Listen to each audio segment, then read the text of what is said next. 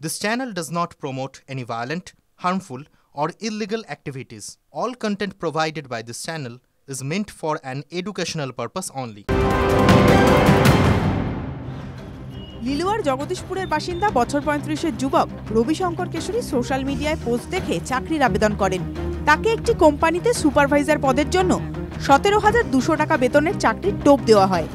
সোমবার দুপুরে রবিশঙ্করকে আবেদনপত্র ও প্রমাণপত্র নিয়ে লিলুয়ার ভট্টনগর বাসস্ট্যান্ডের কাছে দেখা করতে বলেন দুই যুবক। রবিশঙ্কর সেখানে পৌঁছালে সেখান থেকে তাকে লিলুয়ার সূর্যনগরের একটি বাড়িতে অস্ত্র দেখিয়ে আটক করে রাখা হয় বলে অভিযোগ। তার গলায় চপার ঠেকিয়ে স্ত্রীকে ফোন করে ৪০,০০০ টাকা দাবি করা হয়। রবিশঙ্করের পরিবার গয়না বন্ধক দিয়ে ২০,০০০ টাকা জোগাড় করে অনলাইনে পাঠিয়ে দেয়। পাশাপাশি তারা লিলুয়া আউটপোস্টে লিখিত অভিযোগ করে। পুলিশ অপহরণকারীদের মোবাইল ফোন ট্র্যাক করে ভট্টনগর থেকে ৩ জনকে গ্রেফতার করে। লিলুয়া থানা থেকে স্যার এসছেন, ওনাদের সাহায্য ধরা হয়েছে, টাকা ফেরত দিয়েছে ২০,০০০ টাকা। আর আমার পকেটে ২০০ টাকার মতো ছিল, ওটা নিয়ে নিয়েছে। ধৃতদের কাছ থেকে মুক্তিপণের টাকা উদ্ধার করেছে পুলিশ। হাওড়া থেকে সুব্রত রিপোর্ট, TV9 বাংলা। নৈহাটিতে উপনির্বাচনের দিনই ভাটপাড়ায় শুট আউট, তৃণমূলের প্রাক্তন ওয়ার্ড সভাপতিকে গুলি করে খুন। একটু আগেই আপনাদেরকে দেখাচ্ছিলাম তিনি মৃত্যুর সঙ্গে পাঞ্জা লড়ছেন, আর এই মুহূর্তে যে আপডেট, মৃত্যু হয়েছে ওই তৃণমূল কর্মীর। সিজার আমাদের সঙ্গে রয়েছেন। সিজার, কটা গুলি করা হয়েছিল, কোথায় গুলি লেগেছিল? পয়েন্ট ব্ল্যাঙ্ক রেঞ্জ থেকে কি গুলি করা হয়েছে? পয়েন্ট ব্ল্যাঙ্ক রেঞ্জ না হলেও খুব কাছ থেকে গুলি করা হয়েছে বলে প্রত্যক্ষদর্শীরা জানাচ্ছেন, এবং চিকিৎসকরা যারা একটি বেসরকারি হাসপাতালে এই অশোক সাহুকে, যিনি ভাটপাড়া পুরসভার ১২ নম্বর ওয়ার্ডের প্রাক্তন সভাপতি, তৃণমূলের স্থানীয় নেতৃত্ব হিসেবে পরিচিত, তাকে দেখেছেন। তারাও বলছেন যে পিঠে গুলি লেগেছে, পিঠে একাধিক গুলির ক্ষতচিহ্ন রয়েছে, এবং হাসপাতালে নিয়ে গেলে তাকে মৃত বলে ঘোষণা করা হয়। এবং যেটা প্রত্যক্ষদর্শীরা এখন পর্যন্ত জানাচ্ছেন যে দুটি বাইকে করে আততায়ীরা এসেছিল, এবং খুব কাছ থেকে তারা পরপর ৪ রাউন্ড গুলি ছড়ে ৪ রাউন্ডে আওয়াজ পেয়েছেন মানুষ। সেই জায়গা থেকে সেই তথ্যের ভিত্তিতে ইতিমধ্যে তদন্ত শুরু করেছে পুলিশ। সিসিটিভি ফুটেজ খতিয়ে দেখা হচ্ছে, বাইকের নাম্বার কেউ নিতে পেরেছেন কিনা সেটাও দেখা হচ্ছে, কিন্তু এখন পর্যন্ত দুষ্কৃতীরা অধরা। নির্বাচন চলাকালীন জাস্ট নৈহাটি বিধানসভা ক্ষেত্রের পাশেই ভাটপাড়াতে এই ঘটনা সভাপতি পুলিশকেও অনেকাংশে চাপে ফেলেছে। নজর থাকবে সিজার। নৈহাটিতে উপনির্বাচনের দিনই ভাটপাড়ায় শুট আউট, তৃণমূলের প্রাক্তন ওয়ার্ড সভাপতিকে গুলি করে খুন। দোকানের ভিতরে ঢুকে তৃণমূল নেতাকে গুলি দুষ্কৃতীর, তৃণমূল কর্মীকে গুলি করে পালানোর সময় বোমা ছোড়া হয় বলে অভিযোগ। ১২ নম্বর ওয়ার্ডের প্রাক্তন সভাপতি অশোক সাহু পালঘাট রোডে চায়ের দোকানে চা খাচ্ছিলেন, সেই সময় বাইকে করে এসে দুই দুষ্কৃতী ৪ রাউন্ড গুলি চালায় বলে অভিযোগ। রক্তাক্ত অবস্থায় ঘটনাস্থলে লুটিয়ে পড়েন অশোক সাহু। টোটোয় চাপিয়ে তাকে ভাটপাড়ার একটি হাসপাতালে নিয়ে যাওয়া হয়, সেখানেই তার মৃত্যু হয়। অর্জুন সিং অভিযোগ করছেন এই গুলির পিছনে রয়েছে তৃণমূলের গোষ্ঠী কোন দল।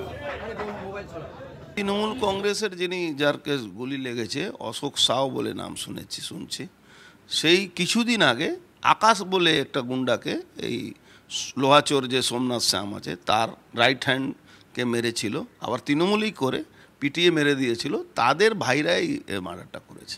তৃণমূলের গোষ্ঠীদ্বন্দ্ব, মানে গোষ্ঠীদ্বন্দ্বকে বন্ধু দ্বন্দ্ব।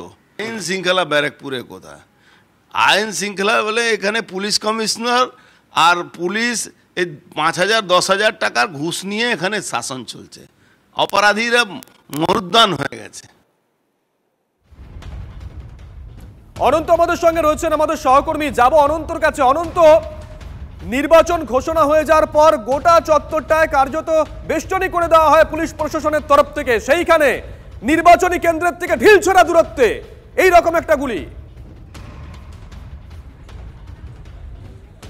শুধু নির্বাচন তো নৈহাটিতে নয়, যে পুলিশ যে প্রহরা আছে সেটা কিন্তু জগদ্দল ভাটপাড়াতে কাল থেকেই আছে।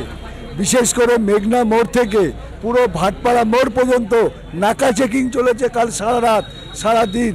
আজকেও নাকা চেকিং রয়েছে। আর তার মধ্যে এরকম ঘটনা ঘটলো, তৃণমূলের সক্রিয় কর্মী প্রাক্তন সভাপতি ওয়ার্ড সভাপতি তাকে গুলি করে মারা হলো। এই ঘটনায় এই মুহূর্তে আমরা যা খবর পাচ্ছি পরিবার সূত্রে, যে অশোক সাহের পরিবার সূত্রে, অশোক সাহু তিনি মারা গেছেন, তার মৃতদেহ এখন বিএন বসে নিয়ে যাওয়া হচ্ছে, অর্থাৎ ব্যারাকপুর মহকুমা হাসপাতালে নিয়ে যাওয়া হচ্ছে। দেখো এই যে চায়ের দোকান, এই চায়ের দোকানে অশোক সাউ সে চা খায়। 2023 সালে ফেব্রুয়ারি মাসে এই চায়ের দোকানে চা খেতে আসার সময় তাকে দুষ্কৃতীরা গুলি চালিয়েছিল। সেই দুষ্কৃতীরাই আজকে যখন অশোক সাউ চা খেতে আসে তখন তাকে করে ফাটদার গুলি এবং বোম। দুটো খুনের ধরনই একই রকম।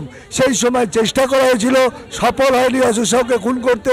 এবার সেই দুষ্কৃতীরাই যারা আকাশকে খুন করেছিল 2019 সালে এবং সেই খুনে যুক্ত ছিল অশোক সাউ, সেই অশোক সাউকে তারা টার্গেট রেখেছিল মারার জন্য, অর্থাৎ খুনের বদলা খুন।